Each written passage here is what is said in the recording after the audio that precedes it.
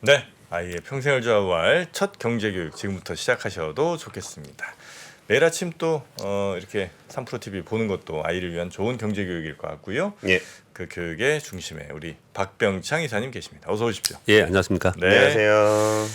자, 일단 뭐 FOMC 결과는 좀 나왔고요. 네. 네, 이제 우리 시장이 반응을 좀 해줘야죠. 일단 뭐 이벤트가 종료된 거니까 어제 말씀을 좀 드렸잖아요. 일단 그 기대감이 있었기 때문에 이후에는 특별한 빅 이벤트가 지금 없습니다. 네. 그렇기 때문에 기대감에서 올라온 부분은 좀 매물이 좀 나올 수 있습니다. 그런데 이제 우리 시장은 그 외에 내부적인 요건에 의해서 노이즈에 의해서 어제 하락을 했기 때문에 오늘 자세히 설명을 드릴 거고 아까 네. 공유자님 설명 주셨지만요. 미국은 뭐 여전히 큰 염려도 없이 잘 움직이고 있습니다. FOMC 뭐 계속 지금 세 번째 반복해서 말씀을 좀 드리고 있는 거지만 어제 뭐 소폭 약세 출발했다가 기준금리 동결하니까 빠졌었어요. 이벤트 종료된 거니까 그렇다가 다시 또 후반에 반등을 좀 했습니다. 왜냐면은 매물 나왔지만은 어떻든 동결했고 호재성 내용들이 좀 나오면서 그러면서 다시 반등을 한 거고요. 기준금리 동결했고 전도표는 중위값이 5.1에서 5.6% 올랐다는 거 하고 실업률이 4.5에서 4.1% 낮췄다는 거 하고요. 경제 전망을 상향했습니다. 플러스 0.4에서 1%로 상향했습니다. PC 전망을 3.6에서 3.9%로 상향했거든요. 그러면 이걸 보시면 보세요. 경제는 생각보다 좋아지고 있어. PC 물가는 원래치보다 더 높게 잡았어. 실업률은 더 낮아져. 그러면 우리가 금리 올려도 경기가 망가지고 그러지 않네? 그렇다면은 좀 더 올릴 수 있지 않아? 이게 중위값에 반영이 된 거거든요. 네. 근데 아까 뭐 좀 전 시간에 좀 전에 말씀을 좀 주신 것 같은데 데이터 디펜던스라고 계속 얘기를 하는데 CPI는 계속 떨어질 거고요. 지금 얘기를 하는 게 주거비 부분이 이제 앞으로 향후 떨어질 거라고 예상을 지금 하고 있는 상황이거든요. 그래서 곧바로 뭐 6월에 동결하고 7월에 곧바로 뭐 인상한다 이런 얘기들을 계속 지금 하고 있는 상황인데 네.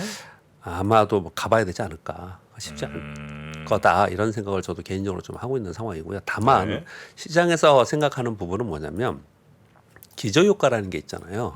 그래서 YOY로 계속해서 뚝뚝 9.1에서부터 계속 뚝뚝뚝뚝 떨어졌단 말이에요. 그러니까 어느 정도 가서는 이제 더 이상 크게 떨어지지 않거나 플랫하거나 조금씩 올라가는 현상이 나타날 수 있다라는 거거든요. 네. 근데 그런 부분들을 계속 시장에서 얘기를 하고 있는 것이다 이렇게 보시면 될 것 같고요. 또 하나의 특징은 엔비디아가 어제 플러스 4.8% 올라서 역사적 신고가를 다시 경신했습니다. 애플도 플러스 0.35% 올랐고요. 보시면 아마존 마이너스 0.19, 테슬라 마이너스 0.74, 그 후발로 AMD 플러스 2.2, 마이크론 네. 플러스 1.8, 인텔이 플러스 4.9. 전반적으로 반도체 쪽이 올라가면서 나스닥은 0.39% 올라가면서 미국 시장은 크게 염려 없이 그냥 무난하게 잘 이벤트 끝났다 그렇게 보시면 될 것 같고요. 네. 참고로 제가 엊그저께 차트를 좀 보여드렸는데 미국의 그 속수 ETF 필라델피아 반도체 지수는요. SOXX인가 예, 보요. 예. 그거는 지금 역사적 신고 가격이 위로 지금 지수로부터 8% 남았습니다. 그러니까 상대적으로 상당히 우리하고는 체감이 다르게 네. AI와 빅테크 쪽은 미국은 상당히 좋은 현상을 계속 이뤄지고 있다. 그렇게 설명을 드리도록 하겠습니다. 네. 우리 시장이 문제죠. 일단 보통 이거는 이제 단기 노이즈라고 선 생각을 하는데요. 근데 노이즈라고 해도 우리가 이제 직접 투자를 하는 입장에서 보면은 일단 수급이 꼬임 현상이 나타나면은 그게 해소되는 시간이 걸려요. 제가 지난번에 이런 비슷한 일이 있었을 때 똑같이 그런 얘기 말씀을 드렸거든요. 그래서 야 이거 별 문제 없다. 뭐 이건 단기 노이즈야. 그러면서 그럼 떨어졌으니까 저가 매수해야 돼. 이러지 말고 좀 관망을 할 필요가 있어요. 이럴 때는. 네, 그렇게 해서 말씀을 좀 먼저 드리겠고요. 어제 코스피는 0.72% 이렇게 크게 하락한 부분은 아닙니다. 그동안에 좀 올라온 부분도 있고요. 2,619포인트 마감했습니다. 강보합 시작을 했어요. 근데 외국인 기관이 메모를 내놓더라고요. 그러다 오후 들어서 일단 그 5개 종목 하한가 들어간 내용들이 있었고요. 그건 아까 공 기자님 말씀 주셨는데 요거는 좀 같이 설명을 드릴게요. 네. 동시한가 종목이 5개 종목에 들어갔는데 뭐 지난번에 SG증권으로 나온 그런 하한가 비슷하지 않냐, 뭐 조사한다. 그래서 거래 정지시켰다 이런 내용들이 나오고 있는데 저는 뭐 같은 얘기를 반복하지는 않겠고요. 특징이 뭐냐면 소위 그 자산주에 들어간 종목들이고 그리고 거래량이 없는 종목들입니다. 그래서 시장의 유동성은 얼마나 중요한지를 또다시 알 수 있는 그런 대목이고요. 우리가 네. 종목을 선정할 때 굉장히 중요하다라는 부분이고요. 기업의 가치도 굉장히 중요하지만 거래량, 유동성이 굉장히 중요한 부분을 좀 이번 기회에 다시 한번 말씀을 드리겠고요. 그리고 어제 제가 외람되게 왜 그런 말씀 드렸잖아요. 시장에 상장되어 있는데 막 거래도 없고 막 그런 종목들이 너무 많다. 네, 그런 종목들이 이제 소위 그 지수행동주의 뭐 이런 얘기들을 하면서 이제 요번에 그 연관되어 있는 것 같은데 그 자체가 나쁜 게 아니고 시장의 유동성이 너무 없고 그 회사에서 시장의 유동성이나 또는 기업의 성장성에 별로 이렇게 관심이 없는 데들 또는 못하는 건 어쩔 수 없지만 그런 것들에 대해서 다시 한번 좀 언급을 좀 드리겠습니다. 이 내용이 하나가 있었고요. 또 하나는 2차 전지가 급락을 했죠. 네. 근데 2차 전지 급락했을 때 고션테크 얘기가 이제 돌긴 돌았습니다. 근데 그거보다는 먼저 골드만삭스에서 에코프로비엠 매도 보고서가 나왔어요. 근데 요게 이제 공매도 세력하고 연결된 거 아니냐. 요 얘기 나오면 항상 그런 말씀을 좀 하시거든요. 근데 그런 개연성 분명히 있습니다. 왜냐면요. 이들 그 월가에 있는 IB들은 고객의 요청 또는 고객을 위해서 보고서를 쓰는 경우가 있다라고도 합니다. 이렇게 표현을 드릴게요. 고객을 위한 보고서를 쓴다. 예, 있다라고들 뭐 알려져 있습니다. 네. 그 연구 결과도 있더라고요. 예, 있습니다. 그런데 이제 매수 보고서는 뭐 일반적으로 그렇다 치더라도 고객은 매도하는 고객도 있을 수 있잖아요. 그러니까 이제 이런 의심을 할 수 있는 부분은 충분히 있을 수는 있습니다. 그런데 다 이거다라고 딱 단정짓고 막 그냥 무조건 이거로 그냥 막 그러지는 말자 그 말씀을 좀 드리고 있는 거고요. 네. 어떤 요 뉴스가 딱 먼저 나왔고요. 그 이후에 이제 고시원테크에 대한 내용들 나왔는데 아까 김 기자님 자세히 설명 주셨는데 전 또 다른 각도로 한번 말씀드리겠습니다. 화면을 보시면 고시원테크의 요 얘기는 2022년 작년 10월서부터 얘기가 나온 거예요. 예. 이미 공정거래소 발표가 있었고요. 그리고 미시건주에서 보조금 승인한다는 얘기도 나와 있었고요. 그런데 이게 이제 어제 나온 게 왜 이렇게 화들짝 놀랐느냐? 그것은 미국 재무부 산하의 외국자본 미국 투자의 검토위원회에 고시원사가 야 우리 여기 배터리 공장 건설하는데 이거 미국의 국가 안보에 위협이 되는지 이거 확인해 달라. 그래서 서류를 요청했는데 어떤 결과를 내놨냐면요. 그거에 대해서 얘기한 게 아니고 야 그거 주에 미시건 주에 거기다가 공장 그친다고 공장 땅 사고 한 거 이거 우리 연방 당국의 관할이 아니기 때문에 우리 관할이 아니야. 이렇게 얘기를 했어요. 예. 정확한 건 이 표현입니다. 그렇죠. 근데 시장에서는 예. 어떻게 해석했냐면 승인한 거다. 승인한 거 아니냐. 그러니까 반대하지 않았다라고 예, 해석한 예, 거죠. 예, 이렇게 예. 해석을 한 거예요. 그래서 이제 승인했다라는 쪽으로 돌면서 이렇게 이게 나온 거예요. 이런 정도까지만 말씀드리겠고요. 일단 이것에 대한 이제 평가들 여러 가지가 있는데 있는 그대로만 말씀드리겠습니다. 저의 생각은 나중에 좀 말씀드리겠고요. 네. 일단 미시건주는 미중 관계보다 자신들 그 주에 유리한 쪽으로 결정하는 게 당연하겠죠. 네. 그러면요. 그리고 이 해당 뉴스는 작년부터 나온 뉴스고 저도 전해드린 바가 있고 공장님도 전해드린 바가 있어요. 근데 요번에 이게 관할 아님이라고 한 것을 승인으로 해석하면서 시장에서 좀 과도하게 좀 반응을 했다. 이런 해석들이 좀 있는 상황이고요. 과도하게 반응을 했지만 결국은 중국 광물이나 LFP를 미국에서 완전 배제하기는 현실적으로 어렵지 않냐. 그러니까 좀 받아들여야 되는 부분이 앞으로 있을 수도 있다. 이런 얘기들을 좀 하고 있는 상황이 있고요. 또 2차 전지 쪽에 계속 좀 그쪽을 우호적으로 보거나 우차 쪽을 계속 미는 쪽, 그러니까 향후 성장성에 대해서 이제 신뢰를 갖고 가져가시는 분들 쪽의 의견들은 이거 LFP 양극재 공장 건설이라는 것도 고려해야 된다. 이게 뭐냐면 우리하고 다르다. 우리하고 상당히 다르다. 그리고 우리의 경쟁력이 충분히 있고 그리고 우리의 사망이기 때문에 우리가 좀 다르다. 이 부분이 일부 들어오는 것에 따라서 네. 우리가 이렇게까지 놀랄 문제는 아니다라는 해석을 어저께 상당히 많이 했습니다. 그러나 아까 서두에 말씀드린 것처럼 여하튼 매도가 너무 때려 맞았어요. 그러니까 한번 그 때려 맞으면 중요한 건요. 실전 투자를 말씀드리면 어제 만약에 뭐 8% 10% 하락을 했다. 오늘 한 6% 7% 되돌림을 하잖아요. 그럼 어제 그냥 해프닝 끝나는 거예요. 근데 오늘 2% 올랐다. 뭐 이런 식으로 밑에서 이렇게 있잖아요. 그러면 수급이 매도의 수급이 아직 있는 거예요. 그런 부분들을 좀 참고적으로 말씀을 드리겠고요. 근데 만약에 이제 증권사가 외국에 있는 증권사가 예. 뭐 고객을 위해서든 뭐든 공매도 잔뜩 해놓고 매도 보고서를 막 심각하게 써요. 예. 어제도 보니까 뭐 반토막이던데 거의 목표 주가가 그렇습니다. 현재가의 반토막이던데 예. 그렇게 써요. 예. 그래서 실제로 사람들이 막 저 그거 보고 막 팔고 뭐 이렇게 돼요. 예. 이거는 문제는 없어요 법적으로? 근데 우리나라 미국에도 그렇게 하잖아요. 미국의 주가 주식을 지금 예를 들어서 $200 있는데 막 $150 보고서 매도 보고서 나고 그렇게 미국은 그렇게 하고 있어요. 예. 그 우리도 그래도 돼요? 우리나라 증권사들도? 정상적인 보고서를 쓰는 거니까. 정상적으로 보고서를 보고서 쓰는 쓰는 건데 거니까. 우리나라는 매도에 대해서 굉장히 좀 네거티브한 게 있고 없죠. 예. 근데 이게 그 증권사들도 이렇게 고객을 위해서 쓴다는 것도 참 의견은 좀 분분하긴 해요. 그 매수 포지션 있는 고객들이 더 많은데 그 특정 고객을 위해서 매도를 쓰겠느냐라 그러는데 그런 의심들이 좀 있다 보니까 이제 그 학자들도 이런 부분에 대해서 연구를 좀 해보면서 그런 얘기들을 하는 거죠. 예, 그 부분에 좀 이렇게 이제 민감하게 좀 이제 들으신 것 같은데 그런 얘기들은 예전부터 있었다라는 거 제가 표현을 드린 거고요. 네. 실제로 그런 일이 있었다. 근데 매도의 고객도 있으니까 아 이런 의심을 할 수 있는 부분은 있을 수 있겠다. 거기까지만 인정을 하자. 그런데 그거라고만 해서 그래서 무조건 막 이렇게 한다. 우리 그렇게 생각하지 말자. 그리고 박사님이 더 중요하게 보시는 거는 오늘 반등을 얼마나 하느냐에 따라서 해프닝으로 완전히 끝나버릴지 수급전 요인. 아니면 수급적으로 조정을 좀 더 오래 갈지에 좀 이건 달라질 수 분명히 있다는 노이즈라고 말씀이죠. 생각합니다. 이 악재로 인해서 우리나라 2차 전지가 다 안 좋아지느냐 그렇게 생각하지 않고 그렇게 해석 많은 사람들이 안 해요. 그런데 일단 한번 노이즈가 나와서 수급적으로 꼬임 왜곡 현상이 발생이 되면 그런 게 해소되는 과정을 보는 게 일단 보다 중요하다. 실전 매매에서는 그렇게 말씀드리겠고요.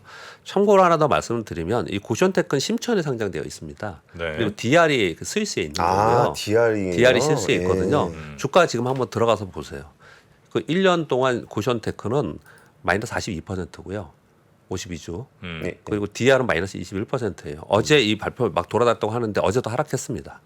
그런 부분들을 보면은 우리가 좀 과도하게 반응한 부분 상당히 있다. 네. 왜냐하면 고션테크 주가 볼 필요가 있잖아요. 그게 말해줄 거 아니에요. 만약에 고션이 미국에서 진짜 보조금 받고 승인됐다 이러면 이제 고션테크 어제 올라갈 텐데. 폭등하고 막 이랬다면 아 이거 좀 뭔가 네.